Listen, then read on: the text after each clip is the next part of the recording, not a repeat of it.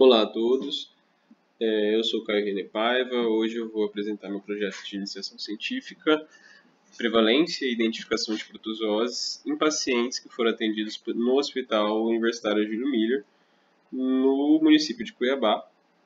Eu fui orientado pela professora Michele.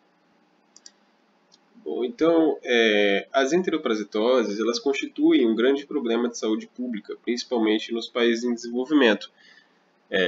Por conta de sua forte relação, né, com condições socioeconômicas e por causarem, né, desnutrição na população, que pode afetar o desenvolvimento físico, o desenvolvimento psicossomático e até social dos pacientes infestados, principalmente das crianças, das pessoas em idade escolar. Bom, estima-se, né, que em todo o mundo as parasitoses intestinais levem cerca de 2 a 3 milhões de pessoas a óbito por ano. E no Brasil, elas têm uma prevalência muito alta, né, que pode chegar até 80% em algumas regiões. No Mato Grosso, existem poucos estudos epidemiológicos a respeito das enteroparasitoses, no Mato Grosso e no Brasil inteiro. Então, por conta disso, esse estudo veio, né, nós tivemos como objetivo fazer esse estudo para analisar a frequência dos principais gêneros de parasitos intestinais, com foco nos protozoários, analisando ali o prontuário de pacientes que foram atendidos ali no Hospital Universitário de Cuiabá e realizaram o teste parasitológico entre os anos de 2019 e 2023.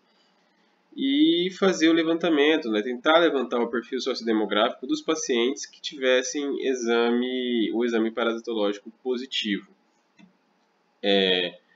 O foco desse trabalho foi nas protozooses, né, que são as infecções intestinais, parasitoses intestinais causadas por protozoários, né, principalmente pela Giardia lamblia e pelo gênero da Entamoeba, com destaque para a Entamoeba histolística, né, que pode causar uma infecção mais sintomática, mais perigosa, mas existem também outros tipos de protozoários que podem causar as enteroparasitoses, além da Giardia lamblia e da Entamoeba.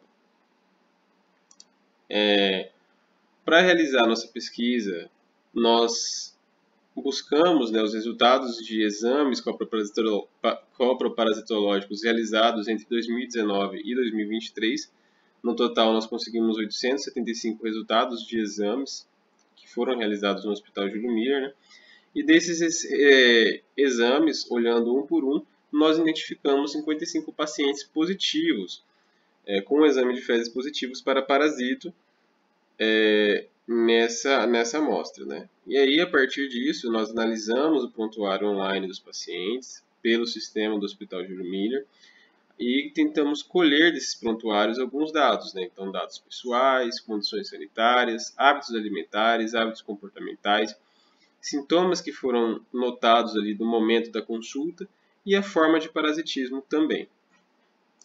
Nós obtivemos, então, alguns resultados, né? Podemos observar aqui que tivemos 7 pacientes com monoparasitismo por euminto, 34 pacientes com monoparasitismo por protozoário e 14 pacientes que apresentavam mais de um parasito em suas fezes, né? 14 pacientes que tinham ou um protozoário e um euminto, ou 2 protozoários, enfim.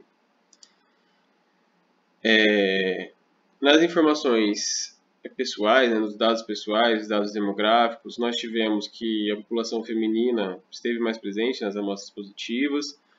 A faixa etária ela foi limitada ali, principalmente entre os mais jovens e os mais velhos. E as amostras positivas elas estavam divididas entre 14 municípios diferentes, mas a maioria era de Cuiabá, 65,5%. A maioria desses pacientes, como podemos ver aqui nessas tabelas, eles apresentavam saneamento básico adequado, né? Então a maioria possuía água encanada, a maioria possuía coleta de esgoto, a maioria também possuía coleta de lixo e a maioria também tinha presença de asfalto ali. Então nós não identificamos nesses padrões de saneamento básico nenhum fator de risco considerável para o parasitismo. Além disso, né, em relação aos sintomas apresentados, nós identificamos que a maior parte dos parasitos, a maior parte das infecções, elas não causavam, elas eram assintomáticas, né? Então, 42,9% das infecções por euminto eram assintomáticas, 70% das infecções por protozoários, das monoinfecções, eram assintomáticas, e 78,6% das infecções por poliparasitismo também eram assintomáticas. O sintoma mais presente foram as dores abdominais de fato, podendo também ter diarreia, emagrecimento, falta de apetite, algumas vezes prurido anal, mas na maior parte das situações, as infecções elas foram assintomáticas, não tinham nenhum tipo de sintoma associado. O protozoário mais frequente foi, de fato, a Giardia lamblia, com 58,8% dos pacientes de protozoários sendo infectados por ela, mas também tivemos, né, então, Endolimax nana, um protozoário que pode causar enteroparasitose, Entamoeba coli e Entamoeba histolística também apareceram. Esses protozoários também apareceram em poliparasitismo, geralmente com outro protozoário. Então, na conclusão, nós podemos dizer que a amostra utilizada, né, a maior parte dos exames colhidos, os resultados de exames eram de mulheres. Então, as parasitoses, né, os exames positivos também apresentaram como maioria o sexo feminino. A maioria dos pacientes possuíam saneamento básico, a maioria dos pacientes positivos. E em relação com a amostra geral, isso não nos deu um fator de risco claro. E a maior parte dos pacientes se encontrava na faixa etária mais jovem ou na faixa etária mais velha. O monoparasitismo por protozoário foi o mais frequente, o mais encontrado, o tipo de parasitismo mais encontrado. E a espécie de protozoário mais frequente, como eu já havia falado, foi a Giardia lamblia.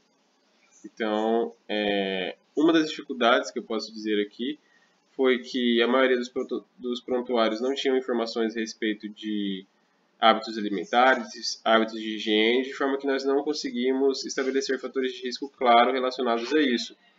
Mas nós conseguimos estabelecer, por exemplo, quais são os parasitos mais frequentes, em quais faixas etárias essas infecções estão mais alocadas, né?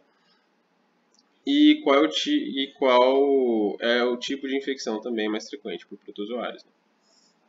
E essas foram nossas referências. Muito obrigado.